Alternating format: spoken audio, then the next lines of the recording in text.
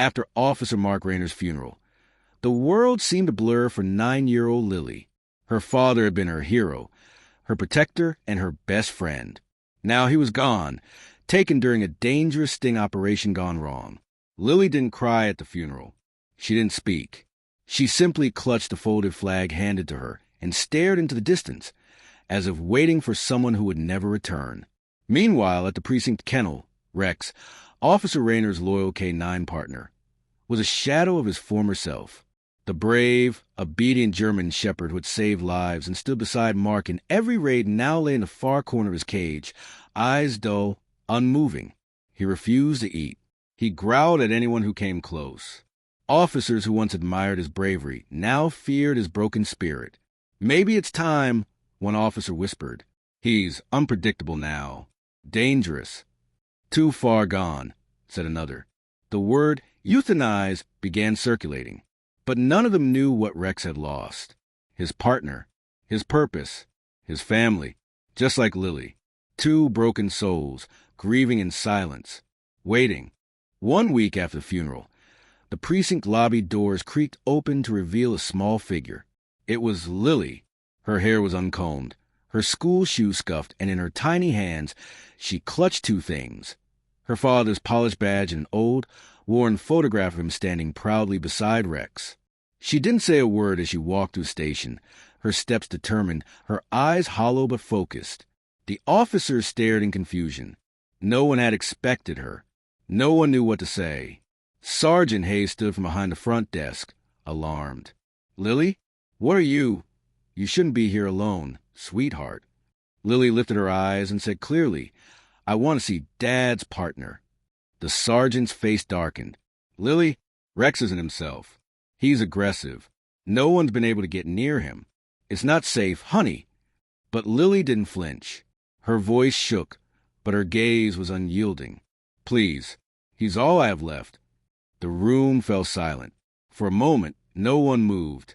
The hardened officers who had faced gunfire and chaos looked away, their hearts twisting against all protocols. Something in Lily's pained silence procedure. Sergeant Hayes hesitated, then sighed heavily. "All right," he said softly, "but I'm going in there with you." "No," Lily whispered. "He won't hurt me. He loved Dad, too." The heavy steel door to the precinct kennel creaked open with a groan, echoing down the tiled corridor. Inside, the air was thick with tension and the scent of disinfectant. Rex was already on his feet, hackles raised, teeth bared. The moment the door opened, he lunged forward with a guttural snarl that reverberated off the walls. Officers standing by flinched, hands flying to their tranquilizer guns. "Stand back," someone shouted. But Lily didn't move. She stood in the doorway, small and still, with a photo and badge clutched tightly to her chest. The badge shimmered faintly under the flickering light. Rex's growls grew louder until Lily took one step forward. Then another. "Lily, stop!" Sergeant Hayes warned. "That dog will tear through steel." But Lily didn't stop. She slowly raised the badge and photo, her hands trembling. "It's okay, Rex," she whispered. "It's me. It's Lily. Dad's Lily." Rex froze. His body went rigid, ears pricked. The growl caught in his throat. He sniffed the air cautiously, his nostrils flaring. Then something shifted. The savage tension in his muscles eased. His snarling mouth closed. His ears slowly flattened. And then, the most unexpected thing of all, Rex let out a soft whine, a low, aching sound that spoke of heartbreak and recognition. He took one cautious step forward, then another. With trembling restraint, he lowered his head, gently sniffing the badge. His tail gave the faintest twitch, not in joy, but in memory. The room held its breath.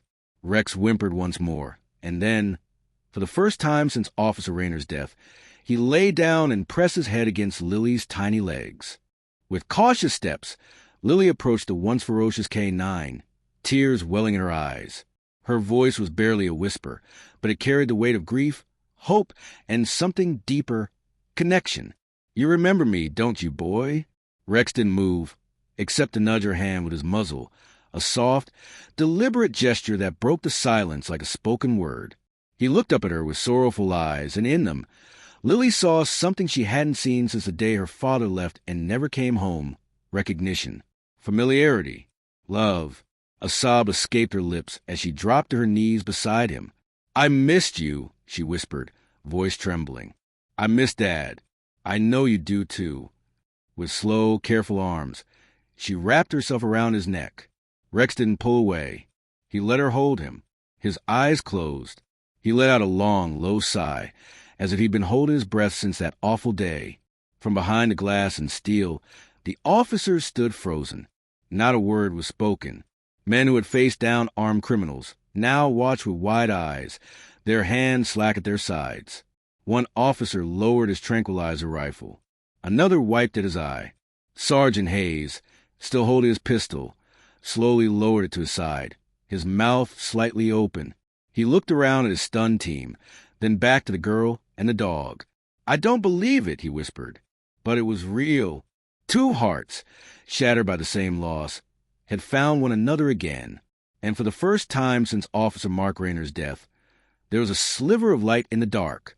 Lily smiled, her face pressed against Rex's fur, and Rex, for the first time in days, wagged his tail. Later that afternoon, as the station returned to its usual rhythm, Lily sat quietly in the sergeant's office, Rex resting loyally by her side. His head was on her lap, eyes calm for the first time in days. The officer still gave the pair wide berth, glancing in with a mixture of awe and curiosity. Lily looked up at Sergeant Hayes and pulled something from her pocket, her father's badge. She turned it over her hands carefully, then pressed her thumb against a tiny, barely noticeable latch. With a soft click, the badge split open, revealing a hidden compartment. Inside was a tiny micro SD card. The sergeant leaned forward, stunned. "What's this?" Lily swallowed, her voice low but clear. "Dad told me, if anything ever happened to him, to keep this safe. He said not to trust anyone. But I trust you." With reverent hands, Hayes took the card and inserted it into his computer. As the files loaded, his face changed. There were voice memos, Mark's voice unmistakable, sharp and urgent. "There's something going on inside our department. High up. Names I never thought I'd hear. They're taking bribes, covering up cases. I've got video. If you're hearing this, it means I didn't make it out." Hayes clicked on the next file, a grainy video feed of a warehouse meeting. Two men, both high-ranking officers, were seen exchanging envelopes with known criminals. The audio was crystal clear. Hayes sat back, stunned. "Dear God!" He knew. Lily looked up at him, her face pale but determined. "He died trying to stop them." Hayes nodded, jaw clenched. "And now we finish what he started." Behind them, Rex lifted his head, ears perked. Something had changed. Again, the battle wasn't over. But now they weren't alone. The room fell into a heavy, suffocating silence as the next video began to play. The footage was raw and unedited. Officer Mark Rayner, sitting alone in his car, speaking into his phone camera by the dim glow of the dashboard. "They know I'm close," he said, eyes darting toward the rearview mirror. "Names, dates, payment trails, I've got it all. But I'm not sure who I can trust. Someone in the department is feeding them information. If anything happens to me, this wasn't an accident." Sergeant Hayes leaned in, his breath shallow. Another file auto-played. This time, grainy surveillance footage from a back alley the night of the sting operation. A figure stood near a payphone. The audio picked up a brief, urgent whisper. "It's tonight. Rayner's on the move. Tell them." Then the voice ended with something unmistakable. A badge number. Hayes paled. The image froze. Rex sat upright, sensing the change in atmosphere. Lily, still seated beside him, looked between the computer screen and the sergeant, her small hands balled into fists. Sergeant Hayes slumped back in his chair, the blood drained from his face. His hands trembled slightly as he removed his glasses and stared blankly at the pause frame. "He was set up," he said hoarsely. "Someone tipped him off. From inside these walls." Around them, officers exchanged glances, disbelief turning to dread.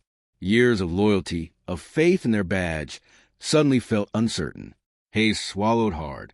Mark didn't just die in the line of duty, he was betrayed. Lily's eyes filled with tears, but she held them back. She reached down and rested a hand on Rex's fur. He knew, and he tried to stop them. Now it's our turn. In the days that followed, the precinct operated under a veil of tension and whispers. Sergeant Hayes, backed by a select few he trusted with his life, launched a quiet, internal investigation. No press, no announcements, just long nights reviewing files, tracing calls, and connecting dots Officer Mark Rayner had already begun to uncover. Within a week, 2 high-ranking officers were quietly taken into custody. The evidence was undeniable. Leaked operation details, payoffs disguised as bonuses, falsified reports. When the arrests were made, there were no cheers. Just silence, shock, betrayal, the weight of what happened and how close it had come to being buried, left the department shaken to its core. But amid the darkness, a new kind of respect emerged, not just for the fallen officer who had died seeking the truth, but for the ones who finished what he started, a grieving child and a loyal dog. Lily, once seen as just a heartbroken little girl, became a quiet symbol of courage. She hadn't shouted. She hadn't demanded justice with fists. She had simply held on to her father's memory and a promise. Rex, once deemed too dangerous and broken, was now seen as the loyal guardian he had always been. He had waited. He had protected her. And when she came, he remembered. In a final ceremony, under a clear sky in front of the precinct, a small bronze plaque was mounted near the entrance. To those who remained loyal, even in grief, Lily and Rex, for your courage, loyalty, and love, you never gave up.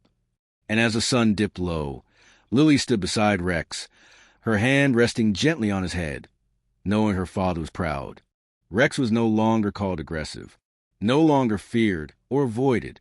The once isolated K-9 was now something else entirely, a symbol of loyalty, resilience, and unbreakable love.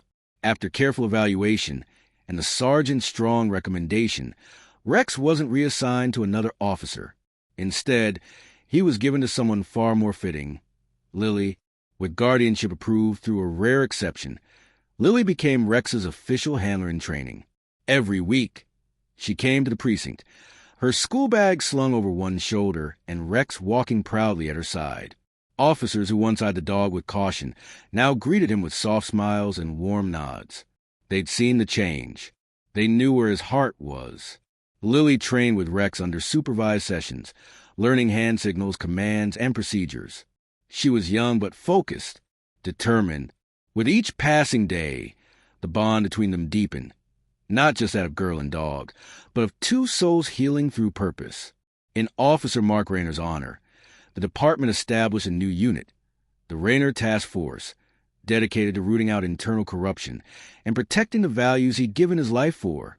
And though Mark wasn't there to lead it, his legacy lived on in every case they cracked, every truth they uncovered.